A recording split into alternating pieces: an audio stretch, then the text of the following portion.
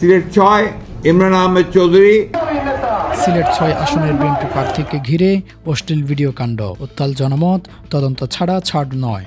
সামাজিক যোগাযোগ মাধ্যমে ছড়িয়ে পড়া একটি অশ্লীল ভিডিওকে ঘিরে তীব্র বিতর্কে জড়িয়েছেন সিলেট 6 আসনের বিএনপি প্রার্থী অ্যাডভোকেট ইমরান আহমেদ চৌধুরী। ভিডিওটি বাস্তব ও এডিটেড নয় বলে সামাজিক যোগাযোগ মাধ্যমে ব্যাপকভাবে দাবি করা হচ্ছে, যা নিয়ে রাজনৈতিক অঙ্গন এবং সাধারণ মানুষের মধ্যে তৈরি হয়েছে চরম ক্ষোভ ও উদ্বেগ।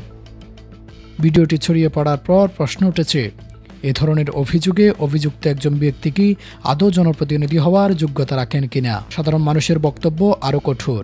অনেকেই বলছেন, যদি একজন প্রার্থীর চরিত্র নিয়ে এমন ভয়াবহ প্রশ্ন ওঠে, তাহলে তিনি ক্ষমতায় গেলে নারীরা কতটা নিরাপদ থাকবে। বিশেষ করে নারী অধিকার কর্মী ও সচেতন নাগরিকদের মতে, ক্ষমতা পেলে একজন অনৈতিক ব্যক্তি এসব কর্মকাণ্ডকে আরও ভয়াবহভাবে চালিয়ে যেতে পারে, এ আশঙ্কা উড়িয়ে দেওয়া যায় না। এ ঘটনায় সবচেয়ে গুরুত্বপূর্ণ বিষয়, এখনও পর্যন্ত প্রশাসনের পক্ষ থেকে স্পষ্ট তদন্ত প্রতিবেদন প্রকাশ করা হয়নি, যা জনমনে সন্দেহ আরও বাড়িয়ে তুলেছে।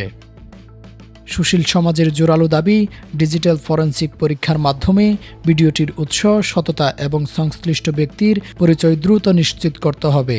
আর যদি তদন্তে প্রমাণিত হয় যে ভিডিওটিতে থাকা ব্যক্তি সত্যি সংশ্লিষ্ট প্রার্থী, তাহলে তাৎক্ষণিকভাবে প্রার্থিতা বাতিল এবং আইনগত ব্যবস্থা গ্রহণ করা ছাড়া বিকল্প পথ থাকতে পারে না।